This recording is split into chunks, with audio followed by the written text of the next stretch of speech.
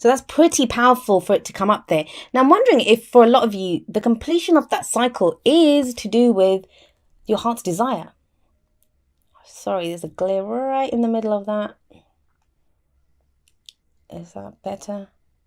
God, I'll spend forever fiddling around with these cards. We have the Nine of Cups coming up with the heart. So this is the wish card, right? This is your heart's desire. This is having more than enough. I always see it as a card of manifestation too. So if it's at the heart of your reading, this is going to mean two things. Well, one of two things, which is firstly that, you are very clear now on what your heart's desire is. For some of you, you've achieved it. That the world card, you might see the end of this month brings you your heart's desire, brings you your wish. And that's why that cycle's completed, right? Because when we're working on something, when we're moving through a cycle, it's because we have a goal at the end. We have something that we want to achieve. There's a dream, there's a goal, there's a wish that we're working on. And once we have that cycle completes. But we're human beings. It's not like we just get what we want and then we're happy forever. No, not quite. We get our heart's desire and then we want new things. And that's great. That's what being human is. But with that card coming up at the heart of your reading, so for some of you, you're going to, it's at the heart. So you're very close to this. You're close to achieving your heart's desire. That could be what the whole of the end of October is about. For others of you, it could be changing. With that cycle completing, that cycle might complete because, you've decided that that's not even what I want anymore. That's not my wish. And this can be to do with work, romance, any area of your life. I mean, there's so many major arcana cards here, but there's 6 cards and 4 of them are major arcana. So there's a lot changing and a lot shifting at the end of October for you, Aquarius. But whether you achieve your wish or whether, you just decide that that's not my wish anymore. Oh my God, I hope it's not the case for some of you where you actually get your wish and then decide that it's no longer what you want. That could happen too. It's going to play out differently for every single person. But what we can say is that there is a completion here. Now, the world, it's the final card of the major arcana, right? The card that comes before it is judgment. And you have that as a past energy. I actually love this card. It's the card for Pluto. So if the world is Saturn, karma, success for the work that you've put in. Judgment, it's a card of transformation, of change. I mean, both of them are. They're both cards of change. But this one's different. We talk about judgment card and we talk about transformation, renewal, rebirth, second chances. And they all sound really lovely. Like, the phoenix rising up from the ashes. It sounds great. And I said this to Taurus last time because I think they got this as an underlying energy. But the thing with the judgment card is that it takes a lot to get you to that place of transformation. It's not an easy energy. Think about it. If the phoenix is rising up from the ashes, it's rising up from the ashes because it got burnt. It got burnt to ash first. Then that's why it was able to be reborn and fly out of there. So, and if you have a look at these people, they're rising up from their graves. Yeah, rebirth. They're changed. They're getting a second chance at life. But they had to die first.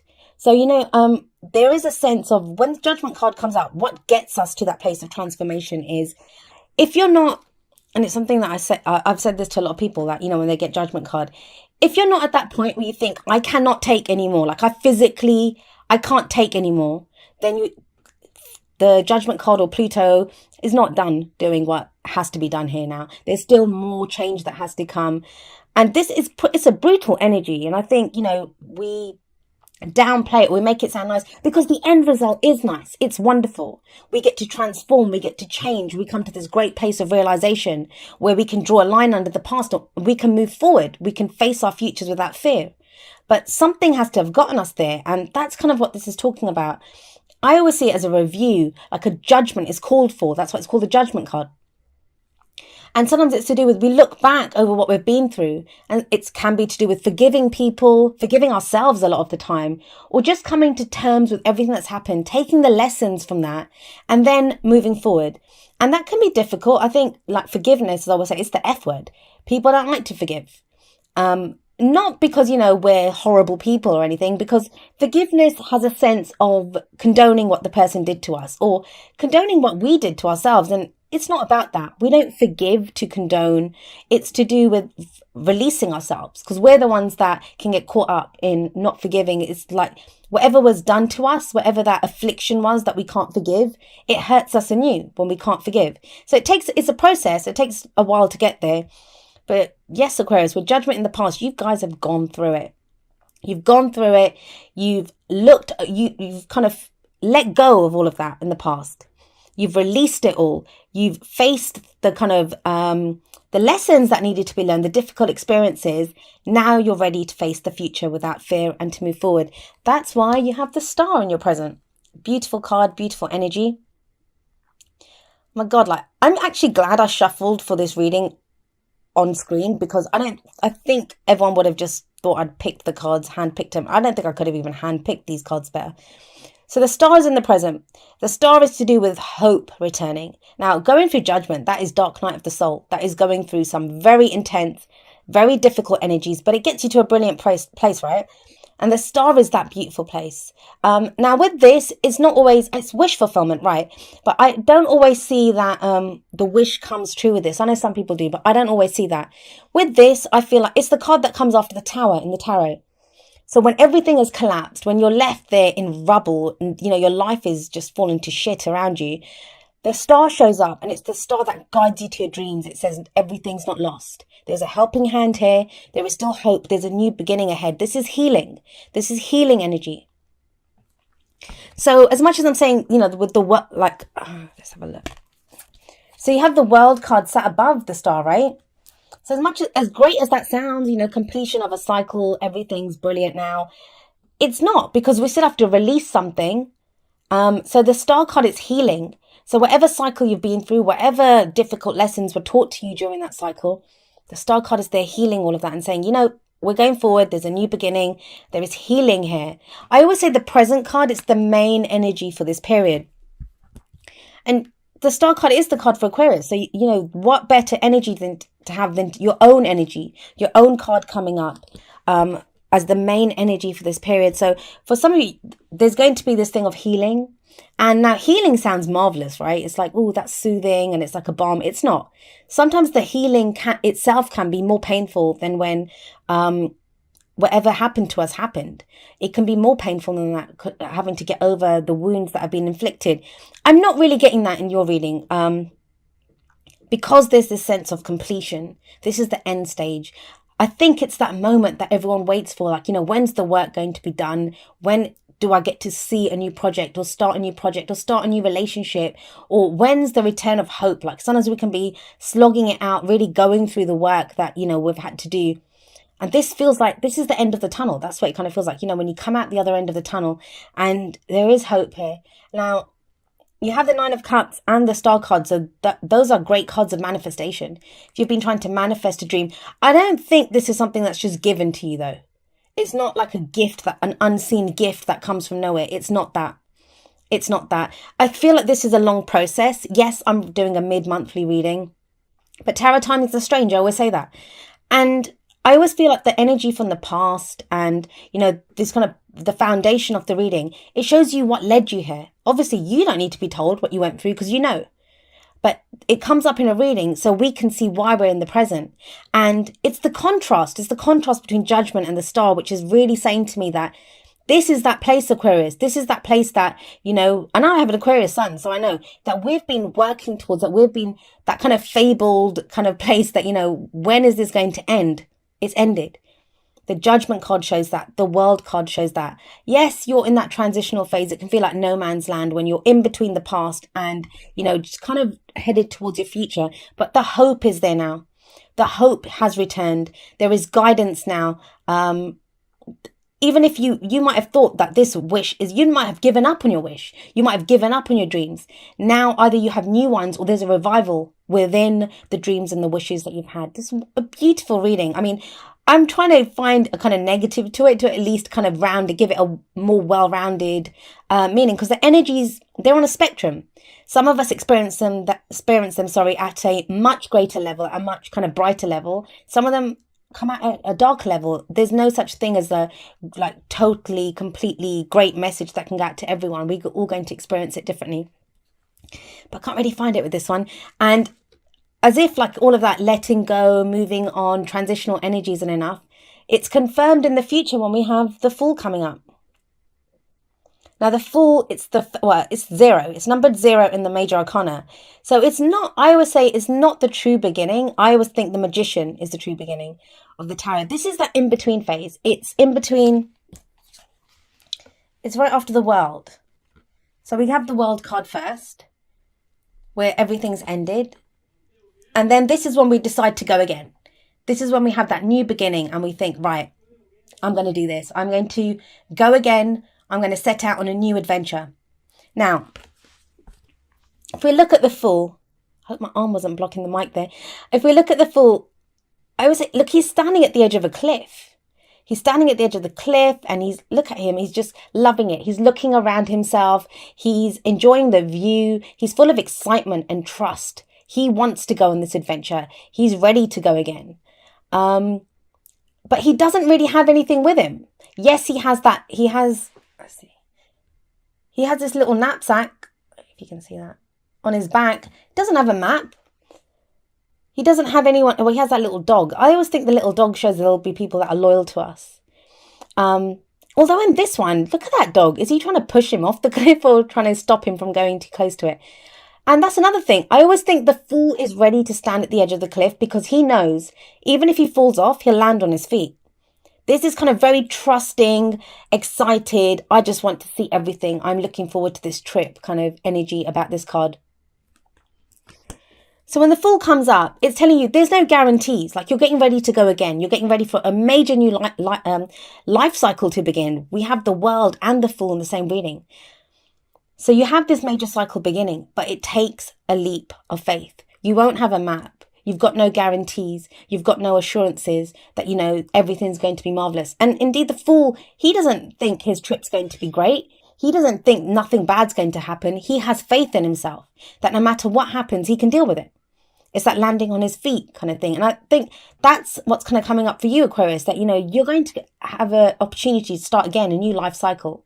It's major arcana. So I always say major arcana energy, they're not really bullets that we can dodge. Like they come at us. We're kind of propelled forward by the events that happen in life. So there's a major new life cycle beginning for you and you're ready for it. With the Star before the Fool, you're ready for it.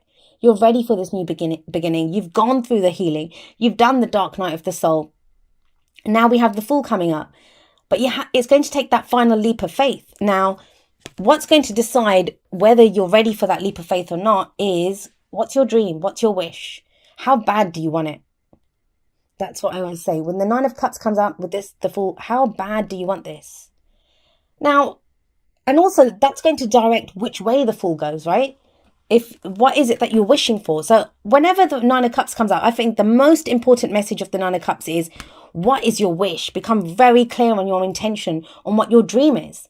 And half the time that can be a problem. We don't know. We don't know what we want. Or, so we're not sure. But this is like becoming crystal clear. This is my wish. This is my dream. And I'm ready to go out and get it. I'm ready to set out on that new adventure. And your advice here is yes. Go with your passion. Oh gosh, can you even see this? It's the Ace of Wands, and aces are the potential for new beginning. So it's another new beginning card. But if it's the advice, what is it telling you to do? It's telling you to go with your passion. Now, that's not something that, not to say that Aquarians don't have, we are very passionate. We have passions as well, but we can usually come from a place of logic. We can figure it out that logically, this is what we need to do. This is not about logic. This is where does your passion lie? Are there new creative projects that you want to start? And this is going to feel strange for some of you because we have Judgment above this card. There we go. Oh, so with Judgment above the Ace of Wands, like you've not had an opportunity to put out your passions or your creativity. Because Judgment, if you look at, I always think of energy as like coming in or going out. So when judgment energy can be very oppressive, like it's coming down on us. And we're having to deal with things. We're looking back. It's very kind of introspective and we're reflecting on what's happened. It's that review. I always say it's like a review and then there's a call for action afterwards. But we can't act until we know what we want or where we've been. Or, think about the cycle that we've just been on. And the Ace of Wands now, that turns around. This is we're ready to direct that energy outwards. Because Wands is all about our passions, our creativity, the energy that we put out into the world. So for those of you that want to start new projects, that's showing up here. For those of you that, in love life, there could be someone who's very exciting right now, or even if there's no one around, you now have that enthusiasm and that excitement to begin something new, to maybe begin dating. But let's have a look. The oracle cards are right down here. Let's have a look and see how these energies play out with the oracle cards. The first two are going to be kind of more romance, love-based, and then the other two are more general. So we'll tie them in. But let's have a look at what the romance angels have for you. Love that reading. Amazing, Aquarius. Oh, that one flipped, huh? This one. Let your friends help you. And the message here is ask for and accept support from others. Now, Aquarius, you are always there for your friends, right? You're very loyal. Your friendships are very important to you. There's nothing that came up. The whole of the reading, it's very, very personal. It is very personal. But now, like, if you're starting something new, especially if you imagine you've been through judgment, dark night of the soul. Some of you may have been away from people, not really interacting, being as social, because, wands can be a social energy as well. It's creative, passionate, like interacting with other people. I always see this as the most social energy. Cups can be as well, but that's at a more emotional level. Wands is more interacting with people, I think, because it's action. So let your friends help you. It's saying that, if you want to get back out there and you haven't done it for a while now, maybe ask your friends, especially if you're trying to date. Sometimes, our friends know us better than we know ourselves, and they might have someone in mind who would be good for us. If you're in a relationship and, then that doesn't really count because you don't want to hook up with someone else. But if you're in a relationship, and this could just be talking to your friends. Sometimes it's good. How do you dream? Yes, you can lie in bed and dream up something, but sometimes talking about your dreams with friends helps as well. So what kind of person do you want? If you're interested in someone, get your friends to kind of understand that, this is the person I want. Do you think that person will be good for me? And they'll tell you the truth. If you've got good friends, they'll tell you the truth. All right, let's see what we have from... Oh, okay. Oh, and this says, consider your foundation. You are being asked to look at how committed you are to love. That's that 9 of Cups. What is your dream here? What do you want?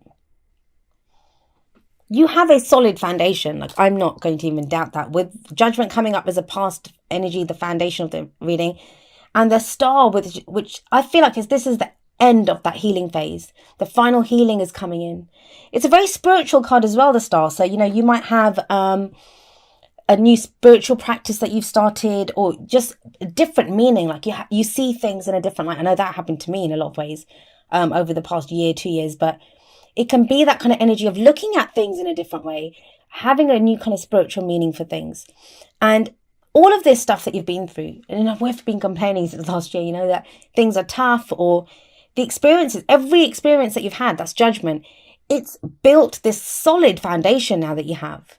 And that's why you're able to build on that and to push off and go into this new cycle and start something new.